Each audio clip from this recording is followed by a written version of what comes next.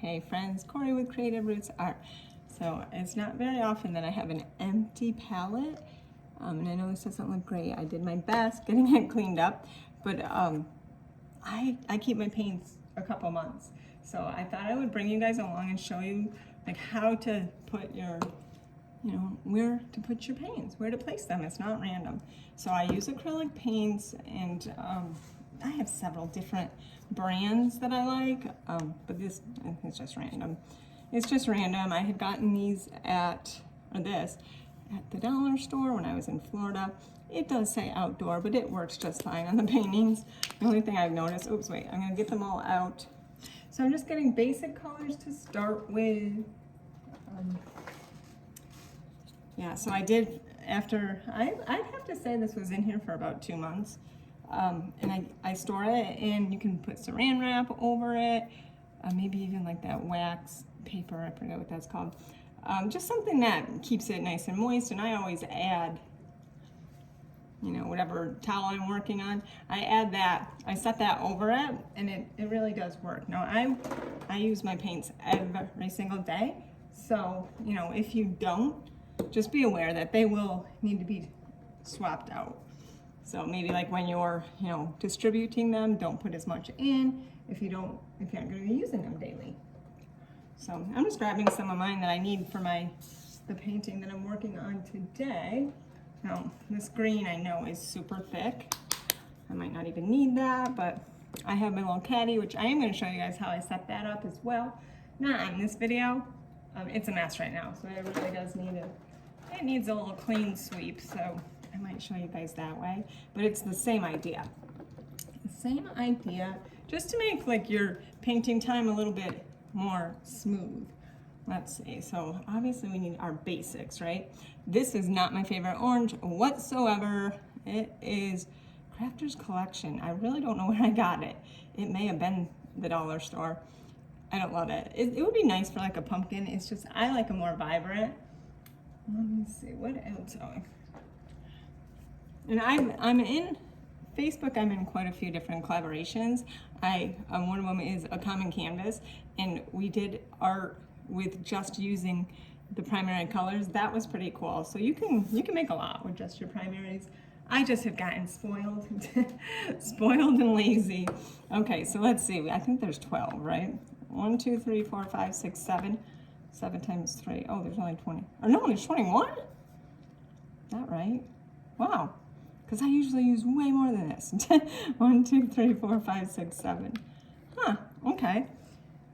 Well, I have about, right now I had 4 of these going. I don't have running water down here, so I tend to keep them a little bit longer than you should probably. So let's see. If you guys watch me, you know I love my metallics. It's all acrylics, guys. Nothing fancy. This is one of my favorites right now, Extreme Sheen. I was looking for a brown in a different brand, and that was not available, so I grabbed that, and it's not comparable to that one, but I sure love it. All right, so we have our taupe. Let's do silver. These won't fit in there. Like I said, I always use 2. At least two of these are going at all times. I'm pretty sure I won't be able to get to them, but I'm just putting them out there because I love them. I want to show you guys. Okay, let me grab our white. All right, so I have this painting in front of me, so I thought I would just kind of use that as a sample. We're gonna need our pink. Did I get my pink? Okay, because I definitely do have like certain staples. Let's see. I think I got everything. Let's do our barn red. Barn red, brick red. Okay. Obviously we need white. This is almost gone. I go through it like crazy. Okay, so we're gonna put, now this is me. You may, like as you go, you may find that you need to do yours differently. This is based on what I know that that benefits me, sorry. Due to my techniques, okay? So what you're gonna wanna do is you're gonna put colors near each other that you are, used to mixing, okay? So my yellow and my white, and often white gets put like distributed throughout the trays. But again, I only have one that I'm working on because white gets contaminated so fast. Okay, so like yellow and white I would use continuously, you know, when I'm like, say you're doing a little girl with blonde hair, you know, that's that type. So we're gonna put the orange there too. Because you're gonna put the colors near each other that you tend to use together, okay? So let's see, and I always have my black and my white near each other. So then we'll do our black here. This is Top Notch, which is, is Joanne's brand. I'm kind of trying to put them back over in my caddy as I go because I really don't like them on my table. I like my painting table to be pretty cleared up. Okay, so we've got our black. Now, I use burnt umber. I don't have a specific brand. I feel like most burnt umbers are pretty interchangeable. I use these two colors whenever I'm doing like my outlining, so that's why they're together. And then, let's see, I'll go ahead and do my taupe. I don't always, well this is actually khaki, but I don't always have this color in my palette, but I have it, so why not, okay? So your brown, your taupes, your white, you know, you can make cream that way, so I hope this is helping you guys. All right, so I've got my black there, and you're not going to want to put, this one is an as dark, this is deep midnight blue, but some of them are so dark that they look like black. Keep that pretty far away from your black.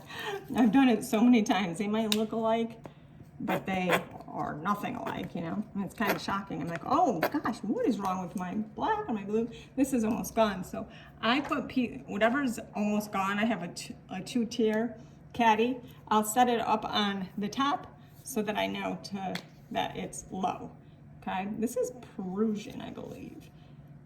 This is Prussian blue. I like to use my navies, my dark, but this with white, it will brighten up so much. It makes a really pretty blue, so I want to have that in there. And of course I put my blues together, you know, because nothing, if you want something that looks dimensional, you're not going to have a solid color, okay? So say we're doing the blue sky, which I do have a painting that I just did. It was a collaboration, and it was, I think it was called, well, it was a snowy owl, but it was to teach like texture, and I explained that just because you want, like, say you want like sky blue or something, you're not going to just have your sky blue for the sky, because if you look up in the sky, you're going to see white, you're going to see darker. So keep them together, because I do most of my mixing right on my brush. So again, you guys you'll definitely will find your way.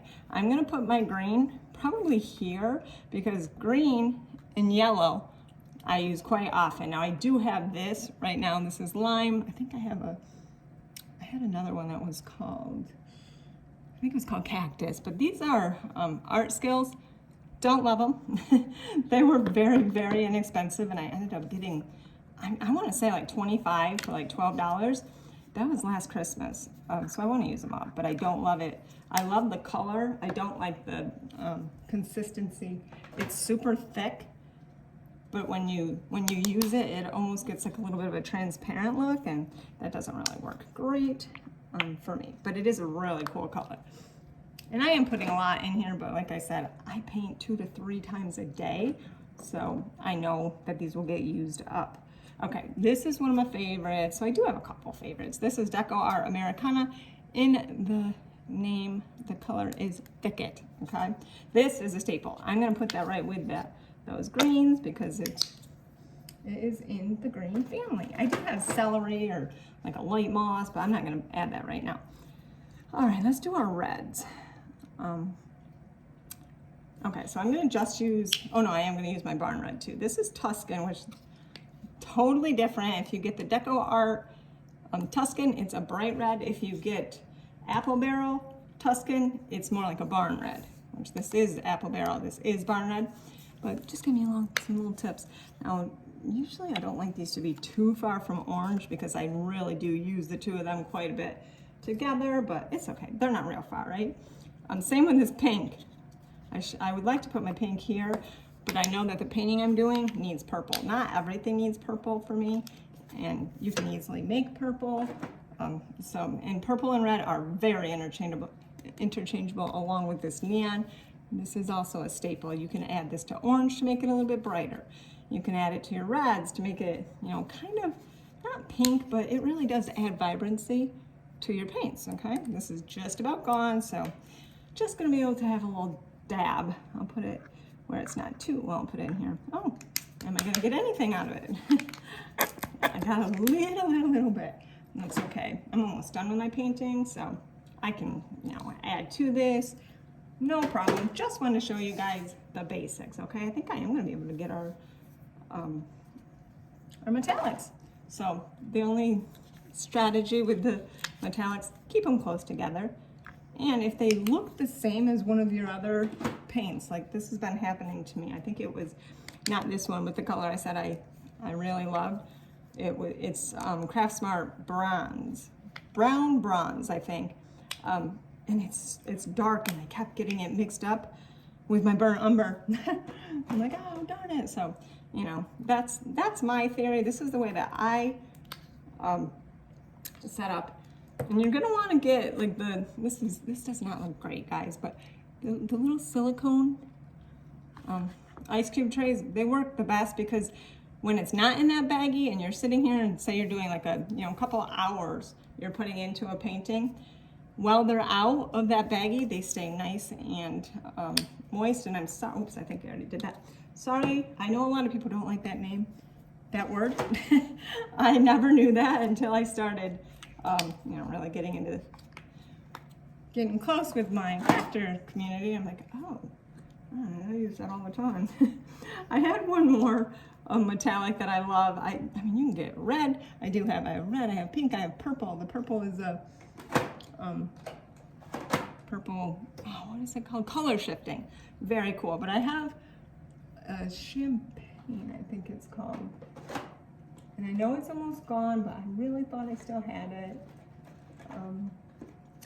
I don't see it here, darn it. But that's what that one was going to be. It's a pearly color. I do have pearl, actually. Maybe I'll do that. And again, you're going to want to have your pearl. This is metallic. It's acrylic. Pretty sure it's called pearl. Yes. I know that's backwards. Oh, no, maybe it won't be backwards because this is a video. And I can change that. But so you're not going to want your pearl to be where you normally would have whites. And like I said, I tend to have my whites kind of strategically or just kind of placed scattered in your palette. Because, say you're doing leaves and you're going to continuously dip in. Say we're doing I'm doing these tulips today. So I'm going to be using green, yellow, white. This side, would be like you can dip your green in there. But then say you have to do her face color, you're not going to want to use that white because it will be contaminated. So you might want to, have it, like I said, just kind of spread out. But this is basically what I do. And when you're done, like I said, you can use a baggie, saran wrap. You can even wet a cloth, put that over it, kind of try to keep it nice and, tightly wrapped so that as little air as possible when getting it. So I hope this was helpful, and make sure that you join my channel over on YouTube, Creative Arts by Corey. I'll have this video, and I'm really trying to get my presence there, but I am Creative Roots on Facebook, and I do have several pieces if you guys want to check me out. I sell everything. I have a selling group on Tuesdays right now. It's called Creative Roots Art Shopping Experience. You can come and watch us live paint. You can purchase right there. We usually have a pretty good lineup. So that's all I have for now. I hope you guys enjoy this and have a great one.